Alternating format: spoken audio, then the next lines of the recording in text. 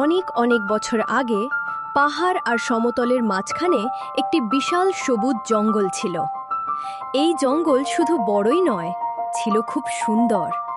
চারদিকে উঁচু উঁচু গাছ, ঘন ঝোপঝাড়, ফুলে ভরা লতা আর মাঝখান দিয়ে বয়ে চলা একটি প্রশস্ত নদী।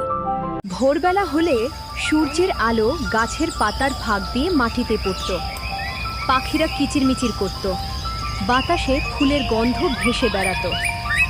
এই জঙ্গলে সবাই মিলেমিশে থাকত। হাতি, সিংহ, হরিণ, খরগোশ, বানর, ভালুক, পাখি সবাই।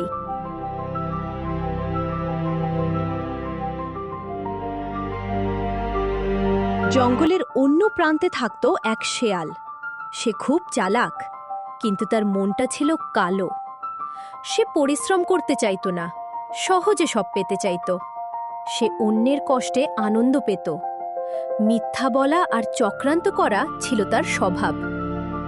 হরিণকে সে মোটেও পছন্দ করত না, কারণ সবাই হরিণকে সম্মান করত, কিন্তু শেয়ালকে কেউ বিশ্বাস করত না। একদিন শেয়াল দেখল সব প্রাণী হরিণের চারপাশে দাঁড়িয়ে আছে। হরিণ সবাইকে সাহায্য করছে। শেয়ালের মনে আগুন জ্বলে উঠল। সে ভাবল, আমি এত বুদ্ধিমান হয়েও কেন একা? এই হরিণই আমার সব সমস্যার কারণ। সেই দিন থেকেই সে হরিণকে ফাঁদে ফেলার পরিকল্পনা করতে লাগলো। কয়েক মাস পর জঙ্গলে ভয়ানক খরা পড়ল। বৃষ্টি বন্ধ হয়ে গেল, পুকুর শুকিয়ে গেল, ছোট নদী হারিয়ে গেল। শুধু একটি মাত্র বড় নদীতেই জল রইল। সব প্রাণী সেখানে আসতে লাগলো।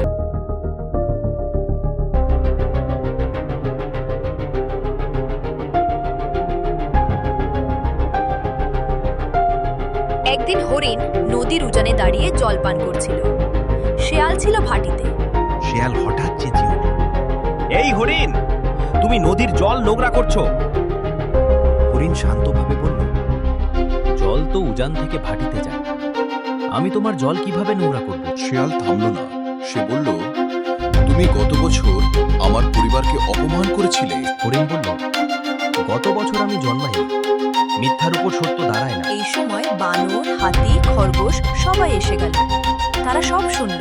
হাতি বলল, শেয়াল, তোমার কথা প্রমাণহীন। বানর বলল, হরিণ যুক্তি দিয়ে কথা বলছে। সবাই শিয়ালের দিকে তাকালো। শিয়ালের মাথা নিচু হয়ে গেল। সে চুপচাপ জঙ্গল ছেড়ে চলে গেল। এই ঘটনার পর জঙ্গলের সবাই শিখল, শক্তি নয়, সত্যই আসল।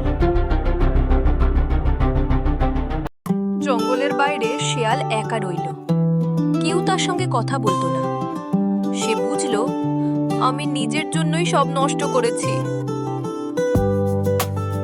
অনেকদিন পর শেয়াল ফিরে এলো।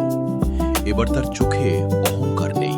সে বলল, আমি ভুল করেছি। ভুল স্বীকার করাই সাহস। সবাই শেয়ালকে আরেকটি সুযোগ দিল। শেয়াল পরিশ্রম করতে শিখল, মিথ্যা ছেড়ে দিল। সত্য সবসময় জয়ী হয়। বুদ্ধি ও ধৈর্য সবচেয়ে বড় শক্তি। মিথ্যা ও হিংসা একদিন নিজেকেই ধ্বংস করে।